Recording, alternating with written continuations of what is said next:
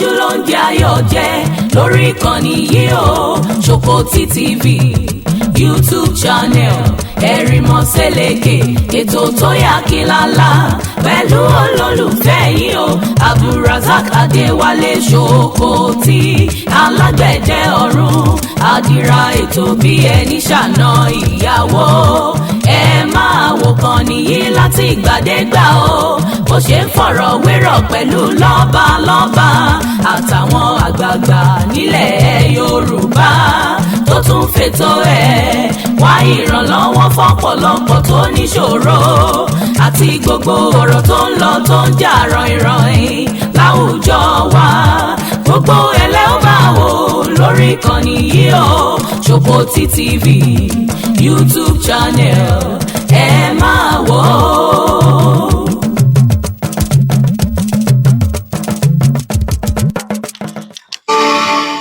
First off, smarting from the massive criticism that trailed the list of beneficiaries of President Bola Tinubu's prerogative of mercy, the federal government yesterday clarified that the list was still under review, declaring that none of the announced recipients has been released yet.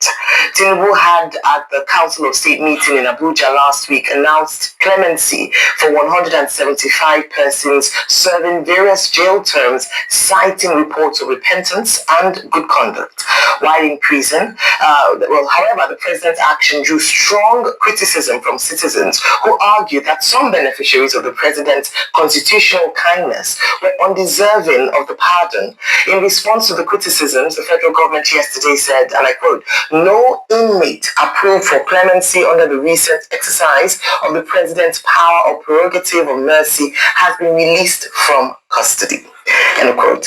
Attorney General of the Federation and Minister of Justice Lateef Fagbemi, SAN, in a statement, maintains that the process was at the final administrative stage, which included a standard review to ensure that all names and recommendations fully complied with established legal and procedural requirements before any instrument of release was issued.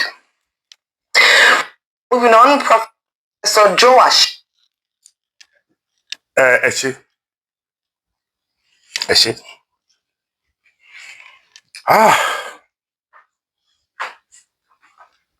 Àwọn Yorùbá ní bí ọmọdé bá kọyán àná àwọn àgbà fìtàn balẹ̀. Ẹ má bínú pé mọ́ọ̀dù mi máa rí bákan lórí ọ̀rọ̀ tí mo fẹ́ sọ lónìí. Torí àwọn nǹkan tó dùn mí wọ inú ẹran ara nínú egungun ara mi ni.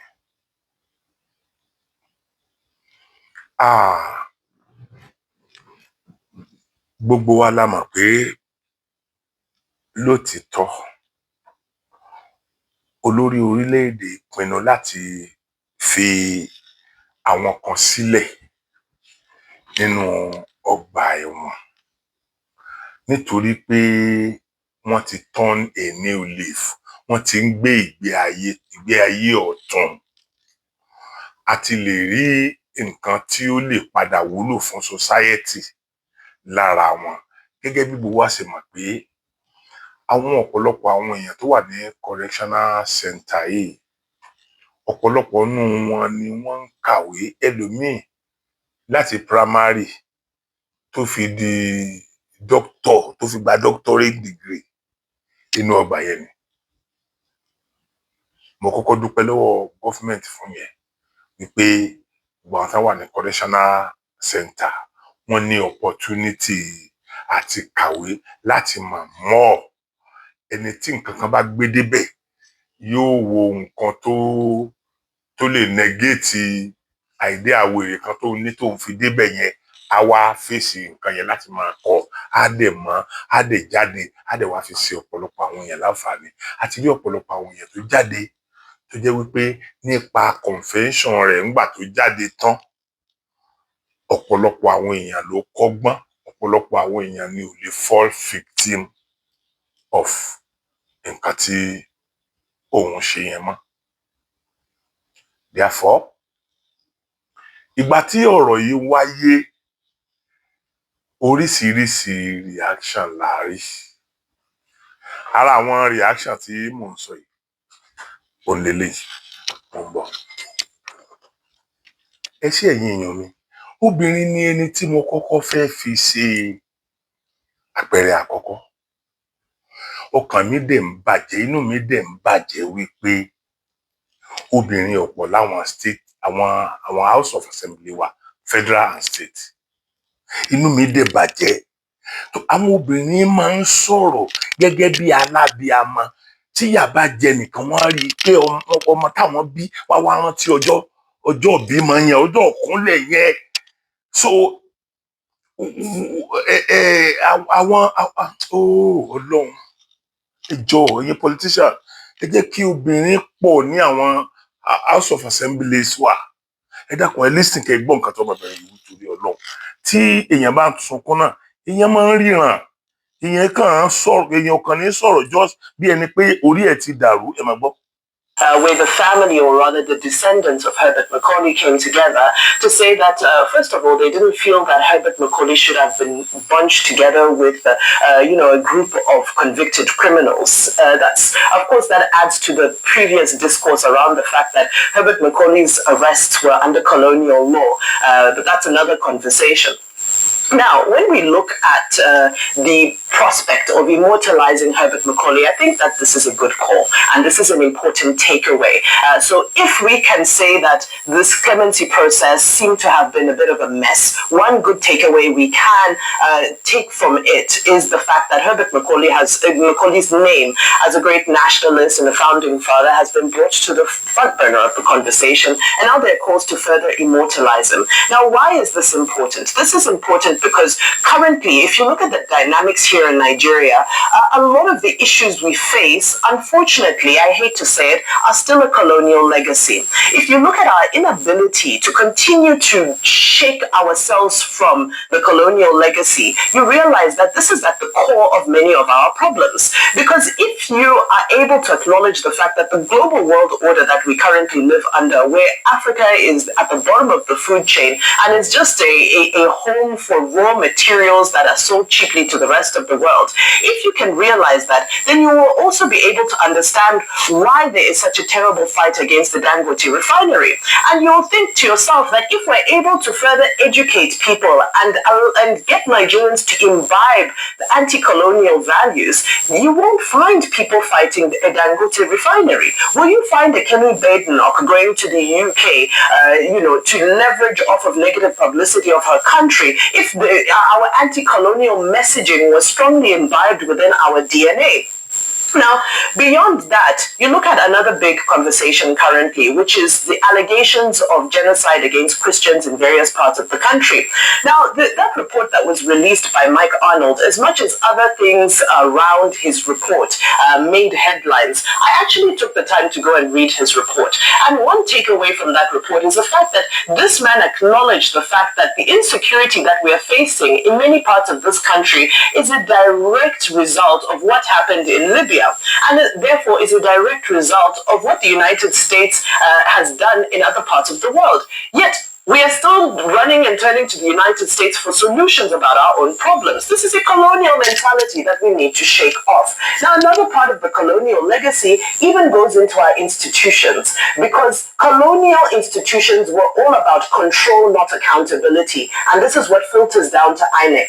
Now, if you look at INEC, George Amopitan, unfortunately, just has 22 days before his first outing, which will be the Anambra election. He was asked 33 questions yesterday, many of which people are saying would have been questions better suited for Mahmoud Yakubu rather than he. I think he made a good attempt, although, some people would say that the individual who chaired the process interfered quite a bit with him being able to answer the questions. But most important things, Electoral Offences Commission, vote buying was not addressed. The role of lecturers as returning officers, another one that was addressed that was incredibly important. But will there be political will for all of this, as we see that the Senate already seems to be dragging their feet with regards to electoral reform bills? Oh, thanks for Rufai, you take on these stories.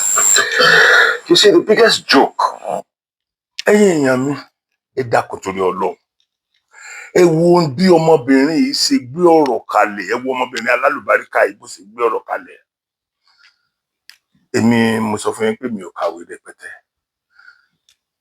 nínú táwọn èèyàn bá ń sọ tí àwa tí ìwọ̀n tá a bá kà bá wúlò fún nínú ẹ̀ láti máa pick nígbà tí kì í ṣe pé àwa náà ò lọ́pọlọ rárá ni ọpọlọ yẹn làwa náà máa fi 1+1 wa la máa fi sọ di 2 la máa fi rí eléyìí sí bẹ́tà eléyìí táwa náà bá torí pé ọlọ́run ò dá wa láì lọ́pọlọ náà ọ̀pọ̀lọpọ̀ nǹkan làwọn èèyàn máa ń bìlí pé ọlọ́run bá yín ṣe ọlọ́run ò lè bá yín ṣe ọ̀pọ̀lọpọ̀ nǹkan. You have to do it and God supports you.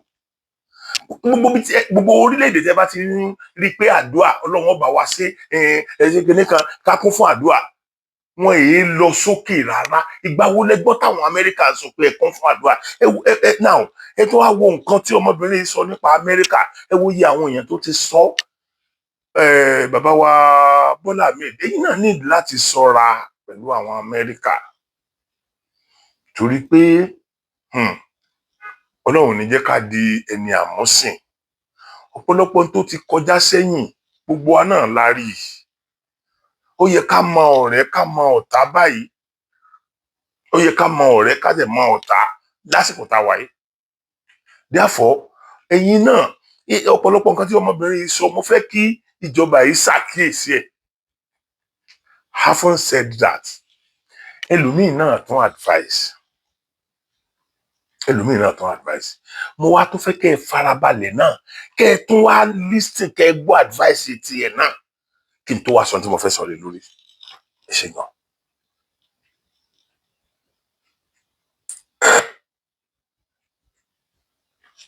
You see, the biggest joke are those that try to defend this government when they go wrong.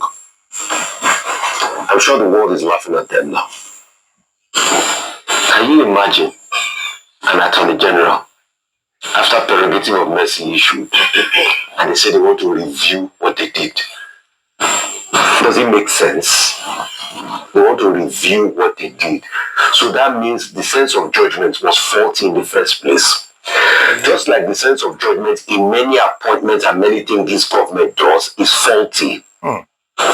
Is it not this government that appointed people to NTA and revoked the appointment, not knowing that the tenure of people on ground have not finished? Is it not the same government? I mean, it's another government. So, and instead of the Attorney General, my very dear one to come out and say that, yes, we know we have messed up based on what people say. He said the process is not complete. They are using legal jargon. There was an investigative report done by Punch when they spoke to a source. You know what the source said? He said they believe that they smuggled some names there. In fact, members of the security forces, EFCC and NDLEA, were so upset at the fact that after their hard-won convictions, you are going to release people like that. Just like they want to release Maria Sanda after a woman killed her husband. Let me tell you what a witness said in court when Maria Sanda's case was done. He said Maria Sanda had threatened to even cut off the private part of her husband, threatened to cut off. So a woman that before she finally killed him, threatened to cut off his private parts. Then they put Farouk Lawan. Farouk Lawan, that the State Security Service was the one that baited him with the money he received for corruption. This was the same man that was started as Nigeria hero against subsidy. These were the people that they put in there. And I'm happy that the likes of the Chief Body Judge have come out to say that please don't put our generous Herbert Macaulay, a man of great standing, of a long historical background, the son of Babington Macaulay, in the den of these criminals. This was the same government. People in this government today abused Jonathan when they pardoned Alamisia. We condemned him too. But today, it has happened in them. So they scored an own goal. And like this musician will say, they have played their penalty into throwing. No, it's small doctor. Small doctor, yes. And now what? The small doctor their penalty into throwing. And the shame,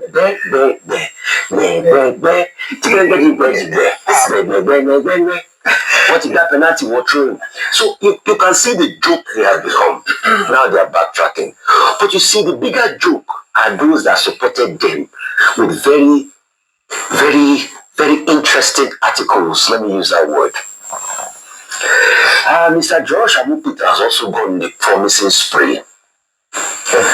See, after the elections, we will know that half of those promises were not sustainable.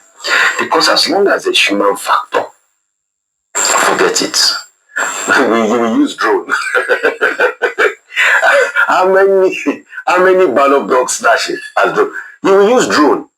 In a country where NURTW will be the one to do the election logistics, and NURTW have political affiliations, you will use drone in that country.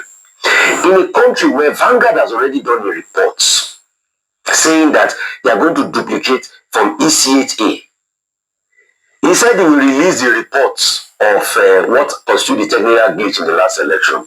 If Mr. Joash Amoputo can release the report, I'll be a happy man, so that we know what really happened in the back end. And now they said they are arresting the electoral bill so that they go and review it again. See, there are many jokes in town.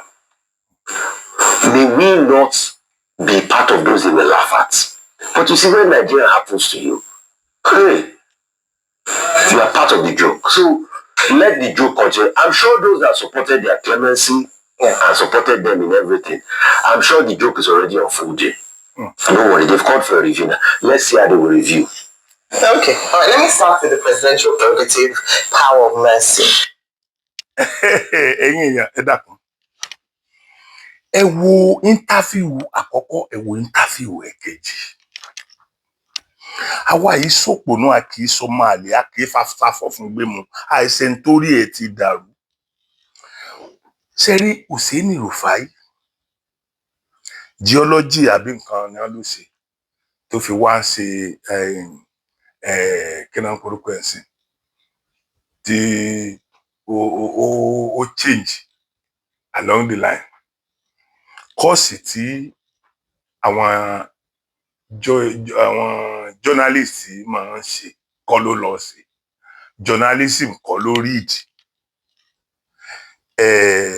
Kí náà korúkọ ẹ̀ tí mo ló ṣe ń sìn geology. Ó dàbí pé àwọn tán máa ń mọ̀ ń pa ẹranko láìfù gbèsè ayé ẹranko. Inú igbó láàrin àwọn ẹranko yẹn ló yẹ kí Rufai lọ máa gbé. Kò tọ́ sẹ́ni tó, ó kàn ń bà profession yẹn jẹ́ ni.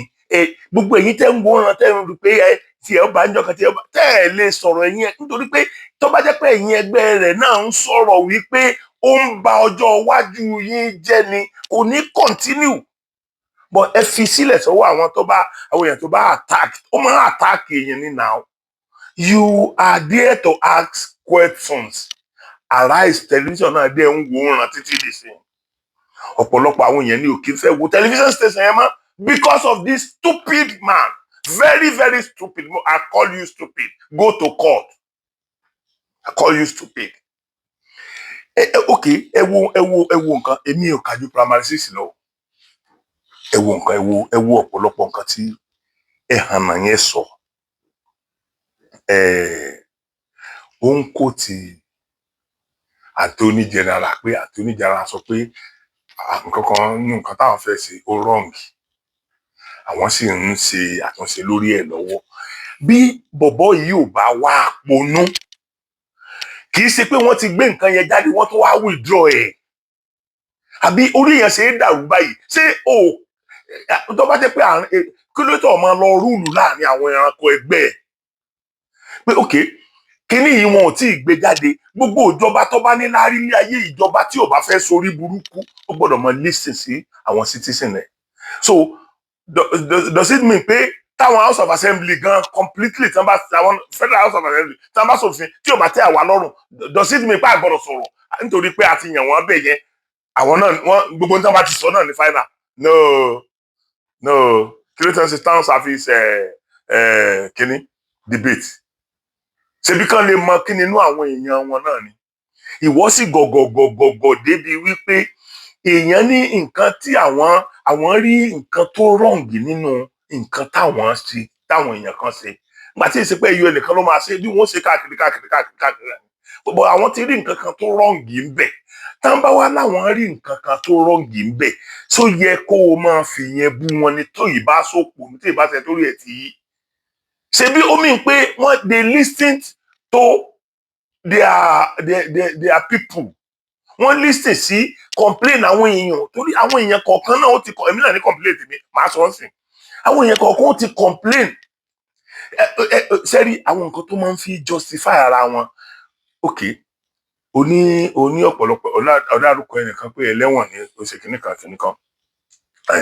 then ìgbà tó wá máa praise ẹnìkan ẹni tó wá mú wá tó fi praise ọ̀rọ̀ tó ń sọ ó túmọ̀ sí pórí ẹ ti dàrú tán pátápátá Bọ̀bá Bọ̀dé George ló mú wá sórí ẹ ti burú tó ó ya wèrè òsì Nàìjíríà ni ṣé bàbá ọ̀sẹ̀ wọn ni ṣé wọn fáwọn wọn guilty in court ni ṣé tẹ́ bá padà forgive wọn ṣé wọn padà forgive wọn kí ló tó jáde ńgbà yẹn kó complain pé ẹni yìí náà ẹ fáìn ẹ guilty ó jẹ̀bi nǹkan tó ṣe ẹ̀dẹ̀ fúnlẹ̀ kí ló dé tí ẹnìkan wá pardon ẹ̀ wọ́n ṣẹ̀wọ̀n náà àwọn bàbá tó wá fi justify àwọn nǹkan tó ń ṣẹlẹ̀ yìí bàbá yìí náà ti ṣẹ̀wọ̀n rí ìwọ gan ó túmọ̀ sí pé ọpọlọ rẹ máa ń sá wá máa ń sá lọ ni so irú wa kọ́ ni irú ẹ mo ń tó kàn ń dùn mí ni pé irú èmi ń sìn èmi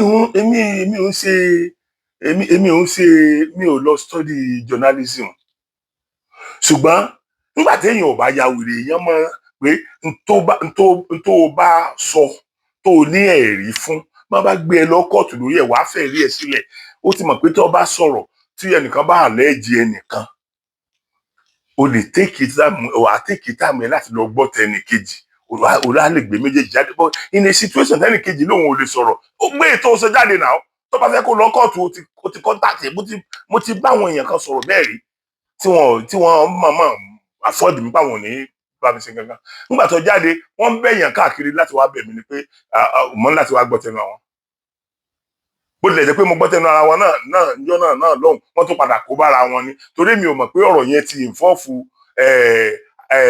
kí náà ń korúkọ ẹ̀ kóòtù tó tóbi jù ní Nàìjíríà Supreme Court èmi ò mọ̀ pé gbogbo nǹkan tó ṣẹlẹ̀ against Supreme Court judge ni tí wọ́n take bọ́ níbi tí wọ́n ti wá interview mi ibẹ̀ náà ti kó bára wọn tí mo ti bí wọ́n léèrè tó wá fi ní àwọn alágbádá tàmọ̀dò àmọ̀kásẹ́gbè ni wọ́n bẹ ẹni tí Supreme Court dá láre against ẹni tí wọ́n dá lẹ́bi pé ó jọ kó fi ìdènú ẹni yẹn ti dàgbà tí ẹni yẹn bá kú àwọn ò fún ní automatic ticket ẹnìkan kò ní bá du ọba mọ́ ẹ wo thinking yẹn látijọ́ aláyé ti dáyé ni wọ́n ti ń gbójúlé igi gbígbẹ títí tù ó wò àwọn bàbá bíi méjì mẹ́ta tí wọ́n jókòó yẹn ṣé àwọn ni wọ́n pín ọjọ́ orí fún wọn àwọn náà ni wọ́n dẹ̀ mú ikú dání àwọn náà máa ń rán ikú lọ mú àwọn èèyàn lásìkò tó bá yẹ ká mọ ẹwọ ẹ má jẹ́ ń fàájì náà torí tèmi gángan ni mo ṣẹ̀ṣẹ̀ fẹ́ sọ yìí ẹ má bínú ẹ jẹ́ kí n conclude báyìí nípa ọ̀rọ̀ Rufai àwọn ọ̀rọ̀ kan náà wà ọ̀rọ̀ ẹyọ kan wà tí mo rí pé wà very very important fún ọ̀rọ̀ tó sọ ó sọ̀rọ̀ ó complain nípa obìnrin tó pa ọkọ ẹ̀ intentionally tó sì wà ní àwọn kan fẹ́ fi sílẹ̀ sí orí ẹ̀ sọ òòrónú bí ọpọlọ bí òòrónú bí ẹranko ń bẹ̀ yẹn ṣùgbọ́n èyí tó sọ wípé kí ló ń porúkọ ẹ̀ wọ́n ń bú bẹ́ẹ̀ ni wọ́n ń bú Jonathan nípa pé nígbà tó tú Alámẹ́sì àsílẹ̀ ọ̀rọ̀ ẹni torí ẹ̀ ti dàrú lọ́rọ̀ tó sọ yẹn because bọ́n bú wọn ọ̀dá Lémísì àpadà sínú ọgbà ẹ̀wọ̀n náà ó ti free ẹ̀ nìyẹn so kí wàá ní complain ṣé Alámẹ́sì nìkan ni wọ́n kọ́kọ́ túlẹ̀ nínú ọgbà ẹ̀wọ̀n ni àbí Jonathan nìkan ni ó kọ́kọ́ dá yàn lé nínú ọgbà tó jáde pé tó bá ti jẹ́ tiẹ̀ nìkan ló máa ń right gbogbo ohun tó wọ́n bá ti mọ̀ pé ó jẹ́ tiẹ̀ nìkan ló máa ń right lójú ẹ̀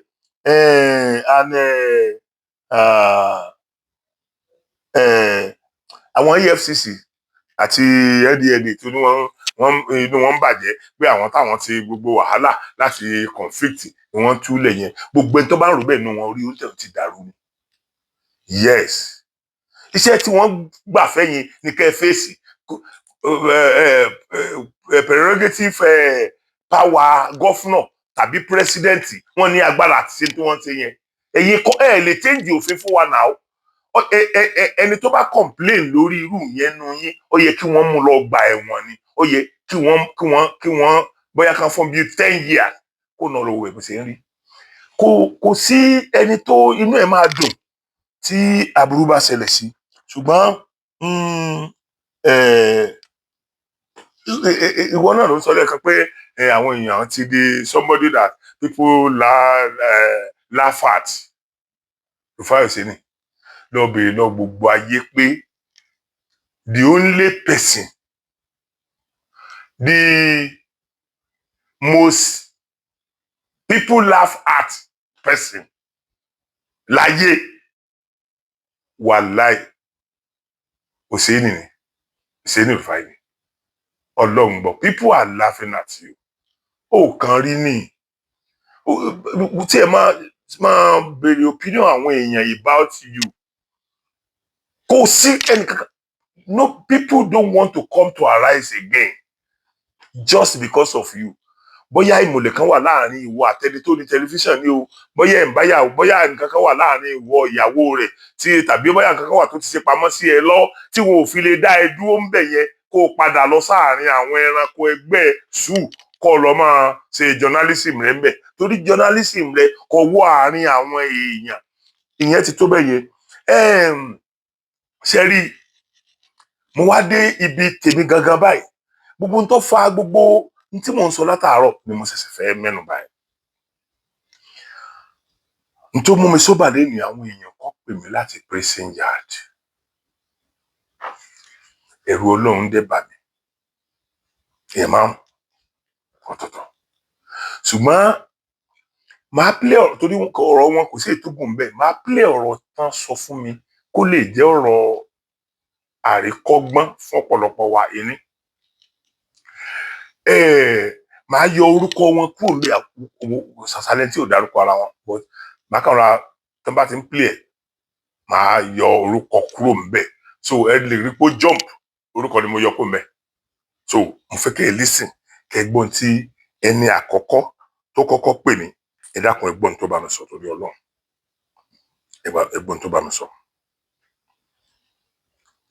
ẹ má bínú ọyá ọdún ni mi ìdẹ̀gbẹ́lẹ́ kò dàgbà so kéèsì mi rédí kéèsì ni ìyá kan tí màá ti ẹjọ́ ń gbélé ní ṣe compound so ó lè kí n bóun sùn ká ṣe pọ̀ mo máa ní rán ní mi lè ṣe nǹkan bẹ́ẹ̀ so ó lè set mi rán pẹ̀lú ọmọ ẹ̀ ní ṣe compound àjọ ń gbé face me and face you so now they find ara mi ní police station report so wọ́n lè gbọ́n arrest mi lọ sí station police station ní 214 1010 ní mo ní case going to 11 years so under the mind mi so nǹkan tó fẹ́ sọ ni pé wọ́n ní mẹ́sìn bọ̀ but àti complainmẹ́sì orúkọ mi ò jáde nínú complainmẹ́sì yẹn náà mi dẹ̀ níyà mi ò ní bàbá so mo dẹ̀ need ìrànwọ́ lọ́wọ́ yín so mo dẹ̀ wá ní Apapa Maximus Correctional Center ibẹ̀ mo wà báyìí tí mo ti ń ṣàbẹ̀wò mi mo dẹ̀ need help yín. help tọ́lọ́run lójú gbogbo help lọ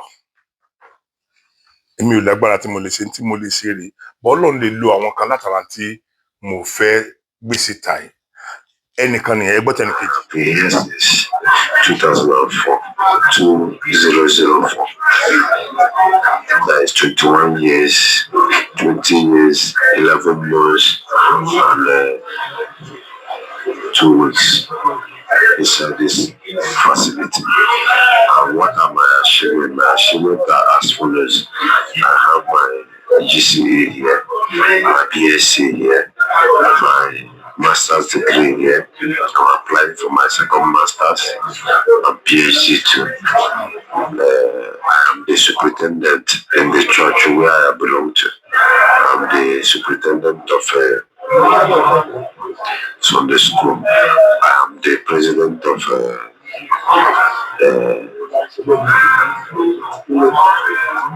Full Gospel Businessmen Fellowship International. I'm the chairman of the whole sports in the yard. I have acquired request from Federal Ministry of Labour and Industry on welding of application. That's why I say I should tell you, sir. Please help me. Let me see if I can do your personal matters in the name of Jesus. Ẹnì kejì nìyẹn. Ọlọ́run ní ọba olùrànlọ́wọ́. Ẹnì kejì rẹ̀ gbọ́ yẹn. Ẹnì kẹta. Mo ti wà nínú ọgbà ẹ̀wọ̀n ọdún títà sísà láti 1998 tí mo ti wà nínú ọgbà ẹ̀wọ̀n tí mo ti ń wá ọ̀nà àbáyọ. Ènìyàn ni wọ́n ní mo pa, mi ò dẹ̀ pa ẹnì kankan lábẹ́ ilẹ̀ lábẹ́ ọ̀run. Mi ò pa ẹnì kankan. Àgbẹ̀ ni mo ń ṣe. Mo dẹ̀ jẹ́ ọmọ ọdún 25 nígbà náà. Mo dẹ̀ ní oko ẹ̀gẹ́ 80 igba 1,600 hips ni mo pè ní ọdún òun lọ́hùn-ún tí wọ́n ní mo pa àyàn sóko, wọ́n ní mo gé orí ẹ̀, wọ́n ní mi ò fẹ́ ṣiṣẹ́ tí mo fi fẹ́ lówó. Bàbá mi, ẹ jọ̀ọ́ ẹ ṣàánú mi. Mo ti jìyà lọ́gbà ẹ̀wọ̀n. Mo ti sọkún, mi ò ríran mọ́ dáadáa. Torí kì í ṣe nǹkan tí mo rò láyé mi ni mo bá pàdé. Òṣìṣẹ́ ńlá ni mí tí mo ń ṣiṣẹ́. Mo máa kọ ebè nínú òjò, máa kọ ebè ní òṣùpá, máa kọ ebè nígbà tí mo ń ṣe oko yẹn. Mi ò fi 10 kọ́bọ̀ ṣiṣẹ́ ńbẹ̀. Bàbá mi, ẹ ṣàánú mi. Ẹ jọ̀ọ́ ẹ ràn mí lọ́wọ́ kí n rí ọ̀nà àbáyọ kúrò nínú ọgbà ẹ̀wọ̀n. Mo ti kẹ́kọ̀ọ́. Mo ní ìwé ẹ̀rí tí èèyàn lè parí ìjà fáwọn èèyàn méjì, ambassador kárátà àbí kárátà ambassador, tí ó ṣe pé ìwé ẹ̀rí ẹ̀ wà lọ́wọ́ mi. Bí ènìyàn méjì bá ní àwọ̀, Ọlọ́run fún mi lóye láti parí ẹ̀. Mo sì ti tún kọ́ ẹ̀kọ́ débi pé 1, 2, 3 ilẹ̀ Yorùbá tán àti ìkọrí níbi tí mo wà yìí mo ti kọ́. Mo ní àwọn àmúyangàn lóríṣiríṣi. Bàbá mi, ẹ jọ̀ọ́ ẹ ṣàánú mi. Ní oṣù kẹrin ọdún yìí ni gómìnà Èkìtì State Oyèbánjí Abíọ́dún ló ṣe ìtúsílẹ̀ fáwọn ẹlẹ́wọ̀n. Ìgbà tí a tiẹ̀ ti yọ, mo ti di pé gbogbo ẹrù mi ìgbẹ̀yìn nígbà tí mo pé gbogbo ẹrù yìí tán, wọ́n fún mi ní ẹ̀wọ̀n ọdún 10 kí n ṣẹ̀ṣẹ̀ bẹ̀rẹ̀ ní tuntun. Lẹ́yìn 27 years tí mo ti lò nínú ọgbà ẹ̀wọ̀n, wọ́n fún mi ní ẹ̀wọ̀n ọdún 10 kí n ṣẹ̀ṣẹ̀ bẹ̀rẹ̀ ẹ̀wọ̀n ọdún 10 yẹn. Ẹ jọ̀ọ́ ẹ bá mi bẹ̀ wọ́n kó tiẹ̀ ṣe bí kán bá mi rọ́ ọ̀nà ẹ̀. Ẹ bá mi bẹ̀ wọ́n. Ojú ò ní tì yín bàbá mi. Aláàánú ò ní jìnnà sí yín. Gbogbo ohun tí ẹ bá ń rawọ́ lé nínú ayé, gbogbo ìkòrere tó bá ń wù yín láti dé nínú ayé, Ọlọ́run ọ̀gá ògo á mú yín débẹ̀. Ẹ jọ̀ọ́ bàbá, ẹ ṣàánú mi. Ojú ò ní tì yín sá. Thank you, bàbá. Ẹnìkan tó ní. I've been to character class, Joy Bringer. I've learned Cobra. I am from Benue State, Idoma speaking language. That is Middle Belt in Nigeria. What brought me to prison is a murder case. I am a police officer. I accidentally shot somebody to death. Since I come to prison now, I have changed. I've learned a lot of trade. I've learned electrical work, knowing how to sell electrical items. I've been to character class, Joy Bringer. I've learned Cobra, which is shoemaking. I have done almost all the courses program that comes to prison yard here. I wrote my GC, and thank God I passed my GC. I am now presently in Open University right now. I'm proceeding, and this is my 12 good years I spent in the prison yard, right as I'm talking to you now. Thank you, sir. Another certificate of education, GCE. My name is, I'm serving life imprisonment in Maximum Custodial Center. My suit number, case file number is suit number LCD/22/2005.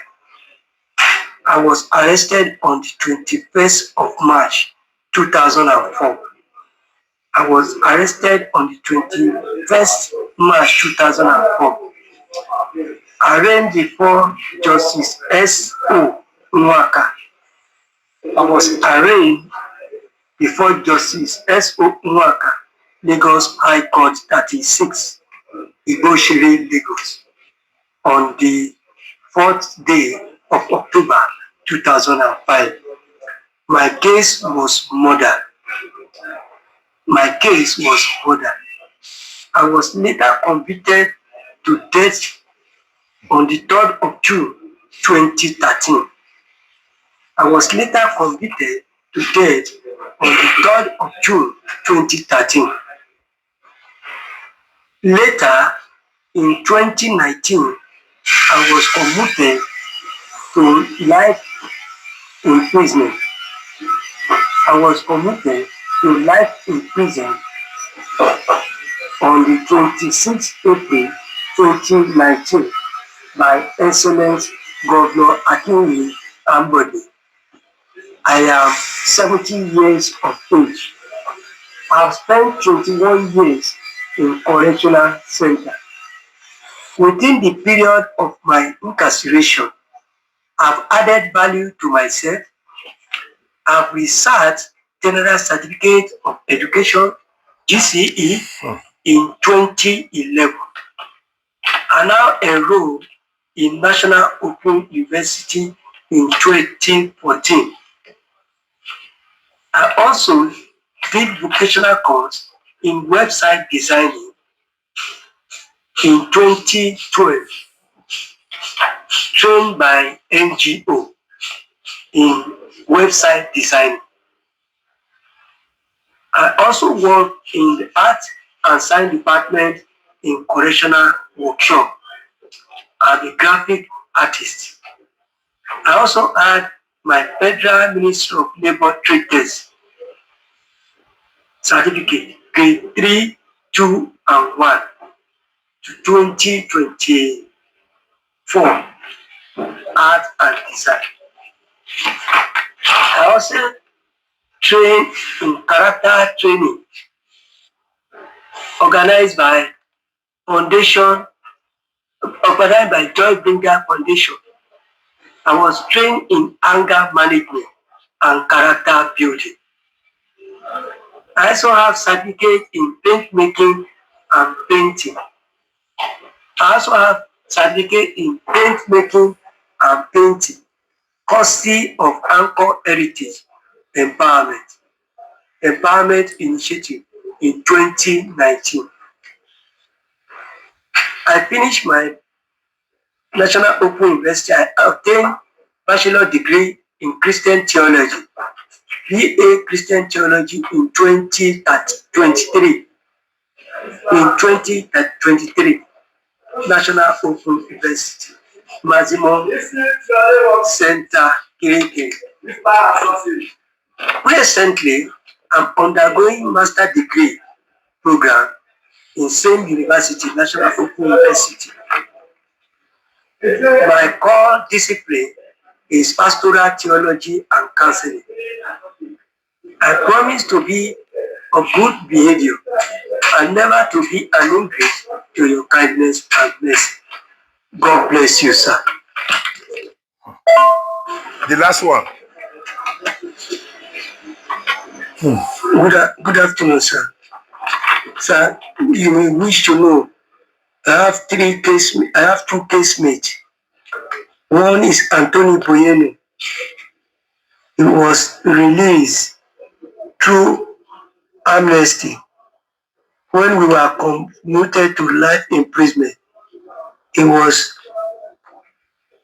discharged due on ground of age. On ground of age, he was discharged. The second one is Kayode Adebiyi. We are still together in life. We are still together in life.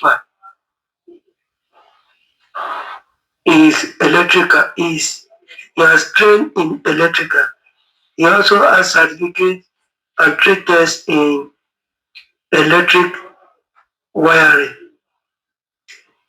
and conduit. Thank you. Orí yẹyẹ ní mògùn tá ìṣẹ̀ ló pọ̀.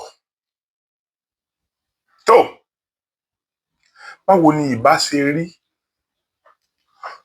Báwo ni ìbá ṣe dùn tó? Ká ní irú mi ní agbára tí mo lè fi release, tí mo lè fi ṣàánú àwọn èèyàn yìí. Mi ì mọ̀ wọ́n rí, kò sẹ́nì kankan tí mo mọ̀ rí nínú wọn. Kò sẹ́nì kankan tí mo share àfi tó bá jẹ́ pé àtijọ́ share nọ́mbà rí, bóyá kí kálukú wọn tó lẹ̀ wọ́n. Kò sẹ́nì kankan tí mo ẹjọ́ share phone number nínú wọn. Ṣùgbọ́n mi ò mọ̀ tí gbàgbọ́ wọn rọ̀ mọ́ tí gbogbo wọn fi pera wọn jọ bẹ́yẹn. Tí wọ́n dẹ̀ ń send the voice message. Gbogbo voice message tẹ́ rí. Mo rò pé gbogbo wọn ti jọ sọ, kálukú ti sọ tiẹ̀. Ó wọlé tẹ̀léra wọn sórí aago mi ni. Ibẹ̀ lèmi náà ti wá wò pé ẹ dákun kí ló ń ṣẹlẹ̀ lórílẹ̀-èdè yìí. Àwọn tó pààyàn intentionally náà wọ́n lè wà náà àwọn yìí gẹ́gẹ́ báwọn náà sì fẹ́ náà ara wọn sọ.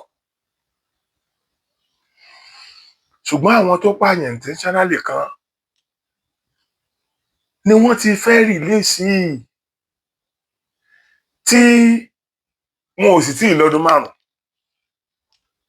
Tá máa ní ọpọlọ wọn ti setting padà pẹ̀lú gbogbo ohun tí wọ́n ń rí látìgbà yẹn ó ti jẹ́ kí lóòótọ́ ní tèmi ń sọ yìí yóò máa jẹ́ ìbànújẹ́ fáwọn kan tí wọ́n jẹ́ mọ̀lẹ́bí wọn pé Sokoti ṣe máa sọ̀rọ̀ lórí kí wọ́n má fi ẹ̀gbọ́n wa, àbúrò wa, ọmọ wa tán fẹ́ fi sílẹ̀. Ṣùgbọ́n mo fẹ́ kí wọn náà tó máa rò lọ́kàn ara rẹ̀ nídàkejì pé àwọn èèyàn tí ẹni tí ẹ pa yẹn tó fi wà ní ọgbà ẹ̀wọ̀n, tó fi wà life imprisonment tàbí awaiting death. Àwọn èèyàn yẹn náà wà láyé. How will they feel nígbà tí wọ́n bá gbọ́ pé wọ́n fẹ́ fi ẹni tó pa ọmọ tiwọn náà sílẹ̀? Ṣé rí ibi tí ọ̀rọ̀ yẹn ti wà contradictory nìyẹn lójú mi. Ó wà contradictory. Mi rí nǹkan kan sọ púpọ̀ ju pé ẹ má jẹ́ kófin orílẹ̀-èdè yìí ó jẹ́ ẹyọkan, òfin Amẹ́ríkà ẹyọkan ni, òfin London ẹyọkan ni, òfin tó bá mú ẹrú ló mọ́mọ ní àwọn foreign country yẹn. N tí ń jẹ́ káwọn ọmọ wa tán bá lọ bẹ̀ ó ṣàṣeyọrí leléyìí torí wọ́n bẹ̀rù òfin yẹn, torí wọ́n mọ̀ pé kò ṣe é bend. Nàìjíríà náà ti ń bend òfin. Ilé ayé yìí la wà. Tí orílẹ̀-èdè bá ṣetán àti fìyàn jófin, wọ́n fi jófin. Ilé ayé yìí la wà gbogbo wa. Nígbà tán pa bàbá Bọ́lá Ìgè. Àárín nǹkan kan gbọ́dè ní. Ilé ayé yìí la wà nígbà tí Abíọ́lá kú síbi tí wọ́n mú sí. Ilé ayé la wà nígbà tí Ọbásanjọ́ jáde tó ní Abíọ́lá is not a messiah.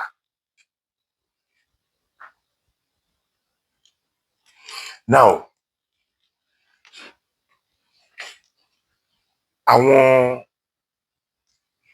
ìgbà àkọ́kọ́ tí olóṣèlú ọmọ Yorùbá ọ̀kọ́kọ́ ṣèjọba lélẹ́yìí, Aṣíwájú Bọ́lá Ahmed Tinubu. Àwa tá bá fẹnu wa gé nǹkan fún yín, ẹ má gbà lọ́wọ́ wa torí ẹnu wa lè máa rùn. Ṣùgbọ́n tá bá fẹnu wa sọ̀rọ̀ fún yín, ẹ yiri ẹ ní kẹ́ ẹ gbà lẹ́sẹ̀kẹsẹ̀. Bọ́ ẹ yiri ẹ wò, tẹ́ bá yiri ẹ wò, ó ṣeé ṣe kẹ́ ẹ rọ́gbọ́n kínkín náà tí ó assist ọgbọ́n tí yín tẹ̀yìn ti níyẹn. Láì bá ṣe bẹ́ẹ̀, ìyà ń jẹ àwa kan o nínú àwọn ìran mẹ́ta tó wà ní ilẹ̀ Nàìjíríà o. And this is the reason àwọn tó ń sọ pé ká máa lọ kán fún wa lómìnira wa, orí wọn ò dàrú, wọn ò ya wèrè o. Wọn ò ya wèrè o. Ìhà tó kọ sí wọn nìyẹn o. Ìhà tó kọ sí wọn nìyẹn. Tó bá jẹ́ pé láti jọ wọn ti ń pariwo náà, tó bá jẹ́ pé a ti ní opportunity irú nǹkan yẹn ni, àwọn ọmọ Fúlàní ò tún ní máa wá ká wa mọ́ àdúgbò wa kán tó máa pa wọ́n pàkópa bí wọ́n ṣe ń pa wọ́n lọ́wọ́lọ́wọ́ ní Kwara State yìí. Àwọn gbóná, àwọn ọmọ ìyá tiwa tán pàǹpàkópa yìí.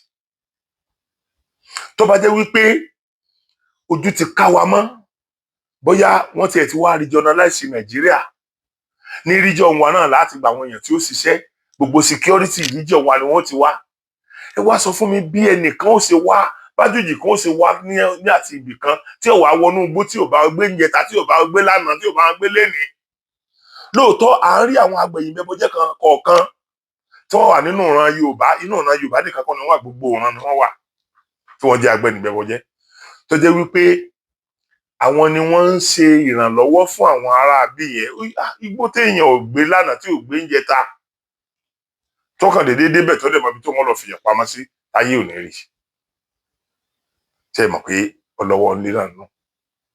Whichever way, gbogbo ará ilé tó bá ní ọwọ́ rẹ̀ nú láti máa jí àwọn ọmọ wa gbé, àtúbọ̀tán rẹ̀ mo fà lọ́lọ́run ọba lọ́wọ́. Gbogbo ẹjọ́ tó bá tọ́ sí ẹ, mo fẹ́ k'Ọlọ́run dá fún ẹ.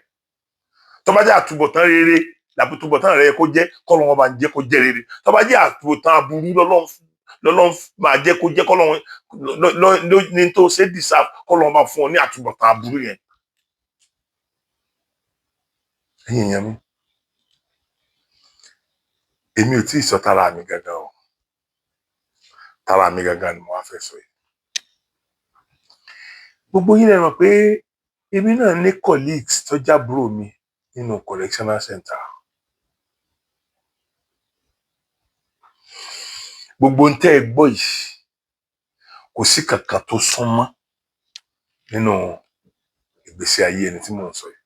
Gbogbo ń tẹ́ ẹ gbọ́ táwọn èèyàn sọ yìí, táwọn correctional kìíní sọ yìí. Bó bá jẹ́ pé lóòótọ́ ni wọ́n ti pardon àwọn èèyàn tó pààyàn rí, tó jẹ́ lóòótọ́ ni wọ́n ti pardon àwọn èèyàn tó rẹ́pù padà rí, tó bá jẹ́ lóòótọ́ ni wọ́n ti ń pardon ọ̀pọ̀lọpọ̀ àwọn èèyàn pẹ̀lú so many capital offences rí, èyí tí ò wá commit capital offence, ẹ dákun báwo ni kí tiẹ̀ ṣe jẹ́?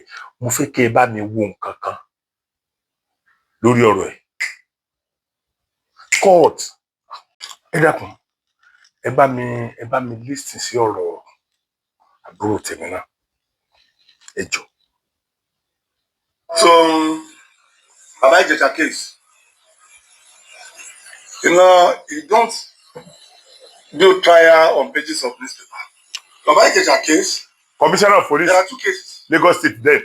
One, it was alleged 7 years ago to have defied a girl when she was 7 years ago. The girl is now 14 years.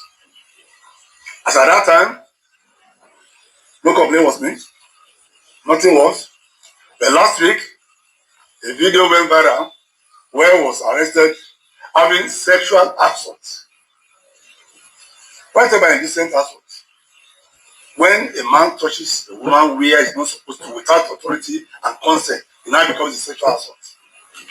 That is exactly what sexual assault, to which he admitted that he actually assaulted. So not that really assault in the assault of the criminal aspect, That when he slaps somebody, when he injures somebody, now he still assault. But this one now is a sexual one because so the girl was touched where and without her consent. So the case of the department is being added to it. Still under thorough investigation, and we need some scientific ones to be. Sexual assault is a bailable offense. For God's sake. It's a bailable offense. It's not like rape. No allegation of rape was made against him. About 3 hours yesterday, they are out with me. I interviewed all of them, one after the other, including the girl that was allegedly assaulted, including the mother of the girl, including Baba Ijebu himself, Baba Ijesha himself, including the other person that was alleged. Everybody, about 3 hours, I listened to them one after the other. But now to be a judge my case now, so we have compiled the case. We have sent to the DPP, Office of Attorney General, and Commissioner of Justice Lagos State for legal advice on what to do. Once that one comes out, then based on legal advice, action will be taken. But for now, what I'm going in the media about Ijesha is still in our custody. The case is available, we will not consider him for bail. So while we hear the legal advice, the file has been created, has been sent to the Ministry of Justice. When the legal advice comes now, with our advice where we shall take action. So that's the case of that. But, so the convention allegedly made, so the convention that so that girl was assaulted, and not the girl was raped or the girl was defiled. So this is that clarification. The case of defilement was alleged to have happened 7 years ago when she was 7 years old. So this one that was recorded and which he confessed and apologized to is that of assault on the Commissioner of Police ní Lagos State nìyẹn nígbà tí ọ̀rọ̀ bàbá Ìjẹ̀ṣà wáyé.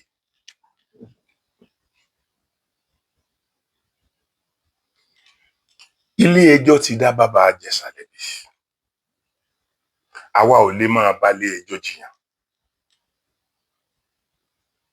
Táwọn náà bá fi lọ́kàn ara wọn páwọn dáre tó ó kù wọn ọkọ náà. Tán bá fi pé àwọn dáre bó ṣe yẹ káwọn dá àwọn dá. Tó bá jẹ́ pé a fẹ́ fìyàn jófin náà ni tó ó tó kù wọn ọkọ náà. Torí this is the Commissioner of Police in charge of Lagos State then. Kí wọ́n tó dájọ́ ẹlẹ́wọ̀n ní kóòtù. Ọlọ́pàá ti ṣe ìdájọ́ tiẹ̀ ni pé okay èmi fàyàn duty lọ́dọ̀ tèmi ó jẹ̀bi àwọn nǹkan tó ṣe. Wọ́n wá gbé lọ sí ẹni tí ó lè sọ látẹnu jáde tí ó di àṣẹ. So bí Commissioner of Police bá lè sọ bó ṣe sọ yẹn àbá the only thing tí mi ò lè gbàgbé láyé bí n bá ń ṣépè fún Buhari the only thing tí mi ò lè gbàgbé láyé ni pé despite the fact pé Ọbásanjọ́ sọ wípé bàbá wa kí ló porúkọ ẹ̀ kì í ṣe Messiah Abíọ́lá tó ní kì í ṣe Messiah èmi ò mọ̀ pé ọmọ Fúlàní ni ó padà wá ṣe ń tó yẹ lórí ọ̀rọ̀ Abíọ́lá.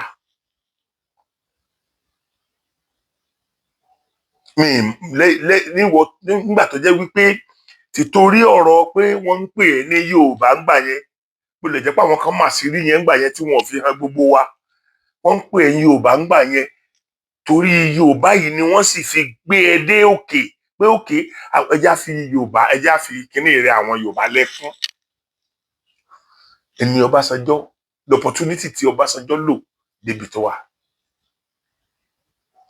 Ṣùgbọ́n ó ti condemn ẹni yìí sẹ́yìn. Ó ti condemn ẹni sẹ́yìn.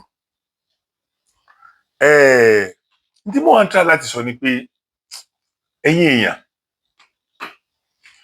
tí Ọbásanjọ́ bá lè undue right bẹ́yẹn tí irú Ọbásanjọ́ bá lè rí lò tó lè rí lò gbé tó yẹ pé ìlú ìkan náà yìí náà la wà tí wọ́n fi rán ọmọkùnrin kan crossdresser tán fi rán lọ sí ẹ̀wọ̀n lórí òfin kan ní orílẹ̀-èdè yìí tí àwọn ọmọ bàbá wa olówó kan náà nílẹ̀ Yorùbá tán dẹ̀ kọ̀mítì ọ̀fẹ́ǹsì yẹn tí wọn ò dẹ̀ ṣàtìmọ́lé. ẹ jẹ́ á bẹ̀rù Ọlọ́run, ẹ̀yin Yorùbá, ọmọ Yorùbá, ẹ jẹ́ ká bẹ̀rù Ọlọ́run, ẹ jẹ́ ká bẹ̀rù ọba tí ó kù ládájọ́ ńgbà tẹ́nìkan kan ò ní lè dájọ́ mọ́. ẹ bẹ̀rù Ọlọ́run. kí ni bàbá Ìjẹ̀ṣà ṣe tó bẹ́ẹ̀ dèní tó fi jẹ́ pé ó sáwù wọn láti fi pamọ́ yẹn náà ni more than 4 years tí bàbá Ìjẹ̀ṣà ti wà ní ọgbà ẹ̀wọ̀n. ẹ jẹ́ wá ká bàbá Ìjẹ̀ṣà ò jẹ́ nǹkan kan bẹ́ẹ̀ ni ò ṣe jẹ́ nǹkan kan. gbogbo yín lẹ ń pa àwọn kan jẹ́ nǹkan kan, ẹ̀ ń pa àwọn mọ̀lẹ́bí kan jẹ́ nǹkan kan. àwa tí àbájẹ́ jẹ́ nǹkan kan wọn kì í fi wá wé àwọn tán jẹ́ nǹkan kan ní gbogbo ọ̀nà. bọ̀ mo fẹ́ béèrè lọ́wọ́ wa, ṣé kò tiẹ̀ wá ó náà tiẹ̀ wá ní kọ̀mítímẹ́ǹtì kankan tó ń ṣe lórí àwọn òbí ẹ̀, lórí ọmọ tó bí sílé ayé, lórí ìyàwó ẹ̀, lórí ọ̀rẹ́ tí ẹnìkankan ò láǹfààní àti jẹ mọ́? ẹ dákun, ṣé ẹ máa sọ fún mi pé kò sí nǹkan kan, kò sí anybody tó láàkì anything pé ó tiẹ̀ wà nínú ọgbà ẹ̀wọ̀n? ẹ̀yin yẹn jẹ́ àrọ̀rà, ẹ jẹ́ àrọ̀rà, ẹ jẹ́ àrọ̀rà.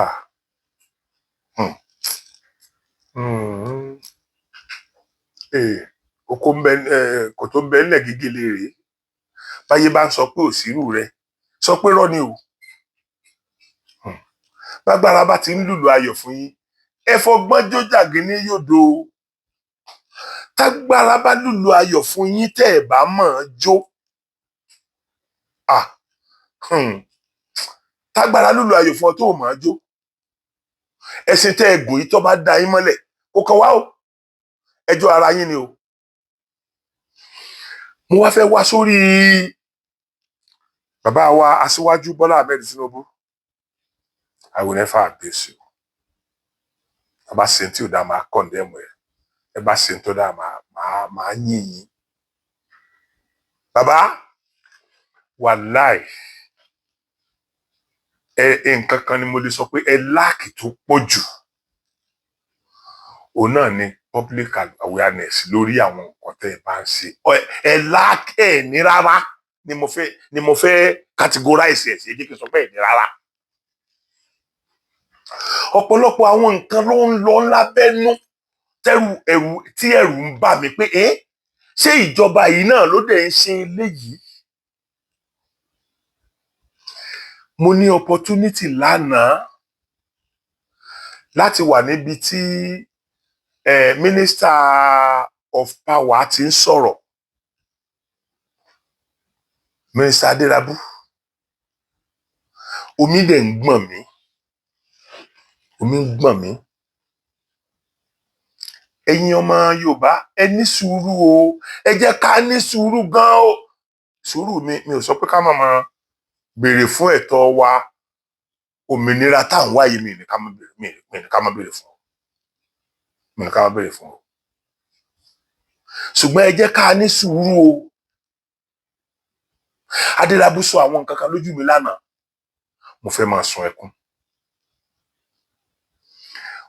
ó dẹ̀ tún sọ fún wa wípé ẹ lọ Google ẹ lọ wò ó. at least àwọn kan wà nínú tó sọ pé Google tí mo wò tí mo lè kó níbẹ̀. àkọ́kọ́ wọ́n kọ́kọ́ jẹ́ kó yé wa wípé ìjọba kọ́ ló ń gbowó ná lọ́wọ́ wa o, pé ìjọba ò gbà kọ́bọ̀ lórí owó ná lórílẹ̀-èdè yìí. tí NEPA bá ti mú lọ́rọ̀ báyìí pé burúkú lámọ̀ọ́sẹ́ fún Aṣíwájú Bọ́lá Ahmed Tinubu, ṣé pé yẹn lè jẹ́ tiẹ̀ sá? ṣùgbọ́n kọ́ ló mọ̀ jẹ́ képe yọ padà sórí wa torí bá a ṣe mọ́ ni. ó wá tó ń jẹ́ kó yé mi pé subsidy táwọn sọ táwọn ń parí tí wọ́n ń yọ lórí epo àwọn wọ́n sì ń san subsidy lórí iná dè ní despite the fact pé kì í ṣèjọba ló ń gbowó yẹn èyí náà mọ àwọn tó ń gbà àwọn tó wà ní ìcháàjì ẹ̀ tí wọ́n ń gbà. wọ́n wá sọ fún wọn jẹ́ ká mọ̀ wípé gbogbo àwọn transformer tí ó lè ran iná àdúgbò kálukú lọ́wọ́ omi látìgbà ayé àwọn Sàdáù náà ti rí wọn ò sì change èdè ní lásìkò tí Aṣíwájú Bọ́lá Ahmed Tinubu dé. nígbà táwọn náà bá ń ṣe tí wọ́n bá ń sọ̀rọ̀ pé a máa ṣe nǹkan báyìí ó wù wọ́n láti ṣe ìgbà tán bá débẹ̀ tán bá kan nǹkan tó wà níbẹ̀ ni wọ́n ó tó rí i pé ó ṣòro díẹ̀ láti ṣe ṣùgbọ́n tí àwọn ọ̀bá wá sì sọ pé àwọn ò ṣe mọ́ náà tí wọ́n sì wà lórí pé wọ́n ó ṣe àyè a máa fún ọ lásìkò. nígbà tí mínísítà Adélabú sọ gbogbo ohun tí wọ́n ń ṣe tí wọ́n dẹ̀ ń kà á tá a dẹ̀ ń rí pé ó rí bẹ́ẹ̀ àwọn tí wọ́n ń change èyí tí wọ́n ti rí láti day one lágbà tí gbòmìnira àwọn ló pọ̀ jù nínú transformer ta ni wọ́n wá ń change ẹ wá wò ó ẹ jẹ́ ká sọ̀rọ̀ ìlú Ìbàdàn yìí nìkan ká sọ pé wọ́n ó change àwọn transformer yẹn ní gbogbo ilẹ̀ Ìbàdàn ẹ jẹ́ ká kọ́kọ́ ronú ọdún mélòó náà lè fi ṣe ká tó wá sọ pé àwọn yá gbogbo Ọ̀yọ́ state náà ti fẹ́ ṣe ọ̀ ká wá sọ pé gbogbo the whole 36 state of federation àbá ẹ̀yin èèyàn wọ́n mínísítà Adélabú sọ àwọn ọ̀rọ̀ èmi ni mo sọ tí mo bá débẹ̀ kọ́ tí mo gbé débẹ̀ kọ́ ni mo bá kó mẹ́. wàláì mo dẹ̀ lè fi gbogbo ẹnu mo lè fi gbogbo ọwọ́ sọ̀yà pé at least 95% wa n tá a bá débẹ̀ kọ́ la máa bá kó mẹ́ àfi ẹni tó bá jẹ́ opposition torí a ti fi ọ̀rọ̀ òṣèlú bá gbogbo nǹkan jẹ́ nílẹ̀ wa yìí nílẹ̀ Nàìjíríà àwọn tó bá jẹ́ opposition gbogbo ohun tó bá ń ṣe náà wọn kò ní dáa náà. nígbà tí wọ́n wá ń sọ ibi tí wọ́n bá ọ̀rọ̀ iná dé ní Ọ̀yọ́ state àti fix ti bí báyìí láti ọdún báyìí bíi 40-50 years ló ti wà ń bẹ̀ bẹ́ẹ̀ tí wọn ò change ẹ̀ rí àti succeed láti change ẹ̀ àti ṣe ti bí báyìí àti ṣe ti bí báyìí àti ṣe ti bí báyìí tí èmi náà fúnra ara mi dẹ̀ lè testify wípé lẹ́nu ìgbà tí Aṣíwájú Bọ́lá Ahmed Tinubu dórí oyè ẹ má jẹ́ àtanra wa o béèyàn bá parọ́ Ọlọ́run rí o iná change sá kò tí ì tó bá a ṣe fẹ́ rárá ṣùgbọ́n change. ilé tí mò ń gbé lọ́wọ́lọ́wọ́ báyìí mo ti ń gbébẹ̀ kí Aṣíwájú Bọ́lá Ahmed Tinubu tó wọlé mo ti ń gbébẹ̀ kan tó wọlé wàláì sólà ni mo lọ rà mo ń san gbèsè ẹ̀dí sí mi tí sàn kan sólà ni mo padà lọ rà létà mi ò tí ì san gbèsè ẹ̀ tán Ọlọ́run Elédùmarè gbọ́ very huge amount ni mo ń san every month ó kún nǹkan tó ń kó bá mi lọ́wọ́lọ́wọ́ báyìí ní ẹnu yíyà yìí ó yà mí lẹ́nu ìrètí tán fi mú iná yẹn wá kì í ní rárá Ọlọ́run tí n bá parọ́ ojú Ọlọ́run tó kọ́lọ́run fìyà ẹ̀ tó ń parọ́ jẹ mí bọ́ tí n bá sòótọ́ kọ́lọ́run Lédùmarè kó dé mi ládìí ẹ̀ tí ń sòótọ́. jẹnẹrétọ̀ mẹ́ta ni mo ní mo ti gbé kan wá sí ọ́fíìsì jẹnẹrétọ̀ méjì ńláńlá duplex ni mò ń gbé jẹnẹrétọ̀ méjì ńláńlá tó gbé complete duplex yẹn ni mò ń lò mo dẹ̀ ń lo epo 14,000 naira every day. inú mi dùn tí mò ń sọ ìwúrí afẹ́ mo ti sọ àwọn ọmọ mi máa gbọ́ àwọn ọmọ mi tajá máa ń lọ ra epo wọn á gbọ́ sí àwọn ọ̀rẹ́ mi náà tán close wọn nígbà tí máa rẹ epo sínú jẹ́ríkà òkúta máa lò léèdè everyday wọ́n á máa testify sí nǹkan tí mo sọ yìí. Lótìtọ́ lódodo réètì tí iná fi ń dé sìn tó bá jẹ́ pé bẹ́ẹ̀ yẹn ni iná ń wá díẹ̀díẹ̀ tẹ́lẹ̀, mo fi Ọlọ́run Lédùmarè ṣèlérí ìní báyàn ronú débi sólà, ìní báyàn ronú débẹ̀ torí mo fẹ́ mọ àti ẹ̀gbẹ́ bàrà mi sì pé kí mo wá gba sílọ̀ fún iná táàrin òkè wọn náà ló ti ń wáyé bí kò tí ì tó bá ṣe fẹ́ ṣùgbọ́n náà yẹn ti ń wá. Ó túmọ̀ sí pé ìyàtọ̀ ti ń bá, ó túmọ̀ sí pé iṣẹ́ ti ń lọ lórí àwọn nǹkan yẹn ṣùgbọ́n àwa ẹ dákun torí Ọlọ́run, mo fi Ọlọ́run Lédùmarè bẹ̀ wá kí láti rí sí torí pé ó jẹ́ opposition tàbí nítorí Adédùbú yìí sì rántí ẹ bàbá ẹ lórúkọ tó dáa o, bàbá wa Adélabú Pẹ̀kẹ́lẹ́ Mẹ́sì. Ìbàdàn máa ṣàdúrà fún wa títí dọjọ́ ayérayé. Ọmọ kì í sì bá ìpele bàbá ẹ̀ nílẹ̀ kó sí àsọdá. Ó lè jọ mọ complain lójú ẹ̀ ní ìsìn nítorí pé mo gbọ́ pọ́n fẹ́ sí gọ́fúnà bí mi ò tiẹ̀ gbọ́. Ó ti contest lákọ̀ọ́kọ́, ó ti contest lẹ́lẹ́kejì. Tá bá fẹ́ contest ilé ó máa jẹ́ lẹ́kẹta tó tá máa ní bóyá mo wá tàṣírí ẹ̀ kì í ṣe tó ṣe ń jáde fún.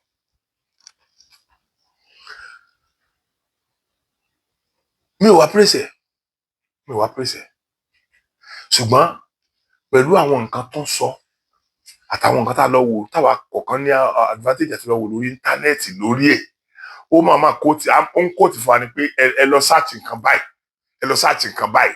And search it and rebel. Kudos to you, my brother. Ẹni jábọ́ láéláé. Kudos to you. Tí mi ò bá wá láǹfààní àti wà ní ibi tí brother mi yẹn ti ń sọ̀rọ̀.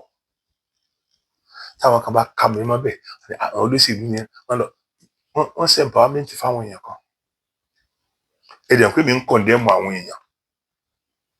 Mo ń condemn àwọn olóṣèlú tí wọn ò fara dẹ àwọn èèyàn tó yẹ káwọn náà fara dẹ. So tàbá wá rí àwọn èèyàn kan tí wọ́n tá à ń ṣépè fún bẹ́ẹ̀ yẹn pé wọn ò sí, tàbá wá rí àwọn kọ̀ọ̀kan tó ń ṣe náà ó yẹ ká sọ fáyé. Mo wá fẹ́ lọ wò kí ló ń fẹ́ ṣẹlẹ̀, ṣé lóòótọ́ ni ṣé rọ́ ni. Mo dẹ̀ rí pé lóòótọ́ ni. Wọ́n wá ìgbà tóun náà tún wá ti ẹnu ara rẹ̀ bọ àwọn nǹkan tó ti tó ní òun believe pé tí ọwọ́ ọ̀tún bá ṣe kò gbọ́dọ̀ hàn sí tòsí lórí aṣenilóore tàbí àṣẹ empowerment fún yàn. Òun kì í fi sọ̀rọ̀ sẹ́mu pé òun kì í so olóṣèlú bó ń sìn òun ti mọ̀ pé rìsọ́ọ̀tì tó ṣe tẹ́lẹ̀ làwọn èèyàn fẹ́ gbọ́ ló ń fọ́ọ̀sì òun láti máa sọ àwọn nǹkan tí òun ṣẹ̀ṣẹ̀ fẹ́ máa sọ yìí. Ó wá ń ka àwọn empowerment bí wọ́n ṣe ń ṣe bó ṣe ń ṣe káàkiri ní gbogbo ilẹ̀ Nàìjíríà kì í ṣe ilẹ̀ yẹn pé mínísítà lòun jẹ kò jẹ mínísítà Ọ̀yọ́ state mínísítà Federal Republic of Nigeria. So gbogbo Federal Republic of Nigeria náà ló ní right láti empower láwọn ibi tágbára rẹ̀ bá mọ̀ tàbí tó bá tó. Ó dẹ̀ mẹ́nu bà àwọn tó ti ṣe tí ó dẹ̀ ní ká ṣàjẹta dẹ̀ ṣàjẹta bàbẹ́. Torí ìdí èyí I did not come out just to come and campaign for him. Ṣùgbọ́n ẹ̀yin èèyàn ẹ má bànújẹ́ o tó bá jáde pẹ̀lú tí mo gbọ́ àti tí mo rí. Màá sọ̀rọ̀ nípa ẹ̀ o. Mi tọrọ owó lọ́wọ́ anybody o. Tọrọ owó o. Torí tó bá jẹ́ wípé nǹkan ń dá bá a ṣe fẹ́ ni ọmọ Yorùbá ò ní sọ pé àwọn fẹ́ kú Nàìjíríà. There is power in strength. Tá bá a ṣe pọ̀ yẹn ọ̀pọ̀lọpọ̀ nǹkan la lè gbálẹ̀ kan náà tó dẹ̀ wọlé. Ṣùgbọ́n ìpọ̀ kókó ni ìpọ̀ yẹn ò ṣe wá láǹfààní púpọ̀ mọ́ bọ̀ sásìkò táwa wà ńbẹ̀ yẹn ló fẹ́ kémi ó fa akíkọrí kí n yọ àdá kí n jọba ni tó bá jẹ́ pé bẹ́ẹ̀ lórí lọ́kàn rẹ̀ tí ẹnu tó bá mọ̀ pé o ní ráìtì láti rò bẹ́ẹ̀ kí ni o ṣe wá lè rórí pé mi náà ní ráìtì àti rò bẹ́ẹ̀ mi náà ṣe rò yìí pàtí pé nìkan kan ṣàgẹ̀ fúnra wọn àwọn èèyàn ṣàgẹ̀ fún mi o mo ń dúpẹ́ lọ́wọ́ àwọn èèyàn tó máa ń ṣe mí lóore o torí mo máa ń sọ fún yín pé ọ̀pọ̀lọpọ̀ nǹkan ni a máa ń sọ tá a máa fi ń kùnà ìjọba Ọlọ́run gan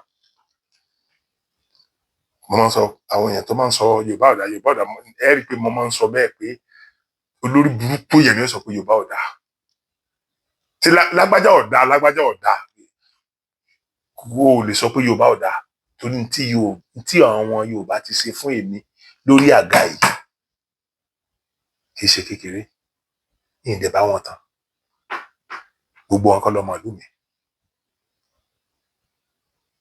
mi ọ̀pọ̀lọpọ̀ ńgbà mo lọ sí Amẹ́ríkà mo ṣe rí wọn for the first time tó ti ń ṣe mí lórí for years bí 2-3 years so n tí mo ń try láti sọ ni pé mo tún wá gbọ́ nǹkan kan ara mi bí ìṣẹ́jú mẹ́ta àbí mẹ́rin ni mo fẹ́ kẹ́ ẹ gbọ́ ṣe rí ara nǹkan tí mo fi sọ wípé aṣíwájú wọ́n need láti jẹ́ káyé ó mọ̀ ń pa ibi táwọn ń bájọba yìí lọ àwọn táwọn ti ń ṣe àwọn táwọn tó ń intend láti ṣe ẹ gbọ́ ilé yìí. My people, this one will just happen for Nigeria. Don't shake everywhere. The headlines say it all. Sheikh Gumi cries bitterly as Tinubu scatter Fulani bandits, cutting northern leaders to size. This matter no be small one at all. It's one of those stories where power, emotion, and politics all mix together in one pot, and everybody is watching to see how it ends. So let's talk about it properly. Remember, as we go on, please don't forget to like this video and subscribe. It helps us bring you more breaking news and deep gist like this every single day. Now, let's go into it. You know Sheikh Ahmad Gumi, right? The popular Islamic cleric from Kaduna who has been in the center of so many national discussions about banditry in northern Nigeria. Over the years, Gumi positioned himself as a kind of mediator, someone who meets those people inside the forest, speaks to them, and sometimes tries to convince government to negotiate instead of using force. Some Nigerians supported his idea, saying maybe dialogue would bring peace faster, but others always believed he was too close to these groups. They said, why is Gumi always defending them? Now, what's happening today looks like a direct test between the federal government and all those who once spoke softly about bandits. President Bola Ahmed Tinubu, who has been under pressure for months to prove that he can bring security to every corner of the country, finally seems to have taken a strong step. His government reportedly launched fresh and very serious security operations targeting major bandit enclaves, those deep camps inside Zamfara, Sokoto, Kaduna, Niger, and Katsina states. The type of operation that doesn't give warning, doesn't talk much, just acts. From what people are saying, it's like the president gave an order for the military to act decisively. No more waiting, no more negotiation, no more excuses. In some areas, locals even said airstrikes were heard for the first time in months. The message was clear. The era of bandits holding whole communities hostage might be ending. But as usual in Nigeria, when such things happen, reactions come from everywhere. Yeah. Sheikh Gumi was among the first to react. According to people close to him, he was deeply emotional. He said he could not hold back tears because what he saw was not just an operation, but a move that could bring more suffering to innocent northerners caught in between. Gumi's point, as always, was that not every Fulani man inside the bush is a criminal. Some are victims of neglect, lack of education, and poverty. He said if the government truly wants peace, it should rehabilitate and reintegrate those who drop their weapons, not just bomb the forests. But this time around, it seems the presidency is not listening to such talks. Tinubu appears to believe that strength must come before peace, that until the bad eggs are cleared out, Nigeria can never move forward. And that's where the phrase, cutting northern leaders to size, comes in. Because some people see Tinubu's action as a bold message, that even those powerful figures in the north who used to speak softly about bandits now have to face the reality that the era of pampering is over. Viewers, this issue is stirring mixed feelings everywhere. Some Nigerians, especially from southern states, are saying this is long overdue, that previous governments were too lenient with armed groups in the north while being tough in other regions. They believe Tinubu is trying to balance that perception and show that nobody, no matter their tribe or region, should hold the country hostage. Others, however, worry that this new approach might trigger anger among those who already feel marginalized or unheard. Now, let's talk about Sheikh Gumi's reaction a bit more. Reports say he even accused the government of using unnecessary force and ignoring the path of peace. He asked a question that caught many people's attention. He said, if we bomb the forest today and kill both innocent herders and criminals together, who wins in the end? That question that finally ended banditry. But if it leads to more chaos, the critics will come back to say, you see, we told you violence can't solve everything. John on everyone's lips now is simple. Will this bold action truly bring peace, or will it open a new chapter of tension between the government and northern elites? That's what we're...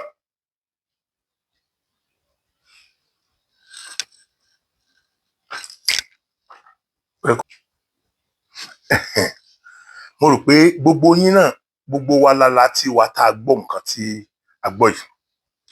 Tá a bá wá gbọ́ bá a ṣe gbọ́ yẹn, ẹ̀yin èèyàn, ṣé ńgbà tí a kì í sòpònú tá a dẹ̀ fọ́ lójú, ṣé tí n bá wá sọ dáadáa nípa Tinubu lórí àwọn ibi tó gbọ́ léyè nítorí pé n tó ń pa wá lára, n tí ò jẹ́ káwọn àwọn aráàlú òyìnbó fẹ́ wálé mọ́ nìyẹn, ẹ̀mọ́ iye tó ti wálé tí wọ́n ti padànù. Àwa náà ti ọ̀pọ̀lọpọ̀ nínú wa náà ti sọ di bísínẹ́sì. Bọ́mọ ìyá wa kan bá wálé àmáìdí àti fàlẹ́ àwọn olórí burúkú yìí lọ́wọ́ kí wọ́n ṣe yánnayànna nítorí pé kí ogún rẹ̀ lè jẹ́ tiẹ̀. So now, bí n bá wá rí ìjọba kan tó gbógun ti stoppage of that fracas. So èrò ọkàn yín ni pé kí n máa bú àbí kí n máa gbé ṣépè. Yóò tó àtúnwájẹ́ ọmọ àti wà. Finally, Aṣíwájú Bọ́lá Ahmed Tinubu, ó ti máa ń pòwe yẹn fún yín, tó bá kọjú sí yín ẹ̀ta, tó bá kọyìn sí yín èèyàn lọ́fà, tó bá kẹ̀yìn nìkan ẹtẹ́rù ara yín pa, ọgbọ́n tá a fi kọ́lé tó ró gẹ́gẹ́ kò tó ìta fi sunrun lé yẹn lásọ̀fà lára. Ọ̀rọ̀ tí mo fẹ́ sọ fún yín ni wípé tí n bá lè máa praise Buhari lórí ọ̀rọ̀ June 12 tó lọ rìfísìtì, kò sí head of state tí mo ti hate tó Buhari rí. Tí n bá wá lè máa praise ẹ̀ pé òun náà sì ṣe dáadáa lórí ìyẹn, ẹ mọ̀ pé a sọ nípa tiyín o. Gbogbo àwọn tán wà ní prison yard tí wọ́n bá mi sọ̀rọ̀ yẹn, ọmọ tèmi náà wà nù wọn ò ní bàbá Àjẹsà yẹn o. Colleagues mi ni, bí àbúrò dọ̀jẹ́ sí mi. So now, mo wá fẹ́ kẹ́yìn náà bá mi wéèjì ẹ̀ mọ́ra wọn. Ẹ wéèjì ẹ̀ tí ìtúsílẹ̀ bá tọ́ sí ẹni tó pa ọkọ ẹ̀ in that form. Ẹ dákun torí Ọlọ́run, kí ni ìtúsílẹ̀ yóò sì tọ́ sí ọmọkùnrin yẹn? Iṣẹ́ tẹ́ ẹ lè ṣe, Aṣíwájú Bọ́lá Ahmed Tinubu, tí yóò jẹ́ pé gbogbo ọdún tẹ́ bá lò láyé, ayé ọmọ ṣàdúrà fún yín ni. Òun náà ni pé kẹ́ ẹ jẹ́ kí òfin orílẹ̀-èdè yìí ó mẹ́rù kọ́ mọ́mọ́. Àwọn tí wọ́n ń pín òfin yìí sí méjì, ẹ má bá wọn pín sí méjì. Òfin ẹyọ kan la ní lórílẹ̀-èdè yìí, ẹ jẹ́ ó mẹ́rù kọ́ mọ́mọ́. Tí irú mi bá ṣe tẹ́ ẹ fi mú mi, tí mínísítà kan bá ṣe ẹ mú un. Tẹ́ ẹ bá ti rí yẹn ṣe, ẹ rí nǹkan kan ṣe nínú ìjọba yìí yẹn. But lọ́wọ́lọ́wọ́ báyìí a sì ń dúpẹ́ fún yín lọ́wọ́ yẹn. So àwọn ẹlòmíín tí lè máa rí òun campaign yẹn, òun campaign. Nítorí bá wù ọ́ kó ṣe òun campaign tí ìdẹ̀rùn bá ń wà pẹ̀lú bó ṣe fẹ́ máa wà lọ yìí. Tí mo dẹ̀ mọ̀ pé nìkan ló wà ń bẹ̀. Tí wọ́n bá ń bẹ lọ́hùn kókó ń bẹ̀ kí a tún padà sáyé wọ́n ń pa wọn lónìí, wọ́n tún ń pa wọn lọ́la yẹn. Mo pariwo, mo sọ̀rọ̀ burúkú fún Aṣíwájú Bọ́lá Ahmed Tinubu lórí ọ̀rọ̀ Kwara State. Ẹ wo nǹkan tí wọ́n ti kó débẹ̀. Ṣé gbogbo ariwo bẹ́ẹ̀ tá a pa fún Buhari èwo kí ló ṣe lórí ẹ̀? so ń sìn ohun tí wọ́n fẹ́ sìn ni pé kí n máa ṣiṣẹ́ tí ọmọ Fúlàní kan tó fi padà sórí ipò yìí àbí àwọn kan tó jẹ́ pé wọ́n ti fẹ́ gba ìlú wa mọ́ wa lọ́wọ́ tẹ́lẹ̀ náà apart from Fúlàní iṣẹ́ tí àwọn ò fi dórí ipò ní kí n máa ṣe bí ọwọ́ bá pa ọba ṣe é san báyìí ìyẹn máa ń ka lérí o inasimo tó jẹ́ wípé ọmọ Nàìjíríà sì ni mí mi ìsínú àwọn tó ń pe Nàìjíríà ní zoo ọmọ Nàìjíríà lèmi gbogbo tí Nàìjíríà wọn sì fi dá mò ń lọ́wọ́ nínú ẹ̀ and that is not denying the fact pé mo fẹ́ òmìnira nítorí pé òmìnira yẹn ó wá jẹ́ right every other person ìwọ tó o bá ní bí mo ṣe ń fẹ́ òmìnira fún ilẹ̀ Yorùbá yẹn kò tẹ́ ẹ lọ́rùn Ọlọ́run ọba gbèsè lé ẹ lọ́wọ́ ẹ̀yin yẹn mi kò ní jù báyìí lọ kí gbogbo wa pé ojú ò fẹ́ra kù.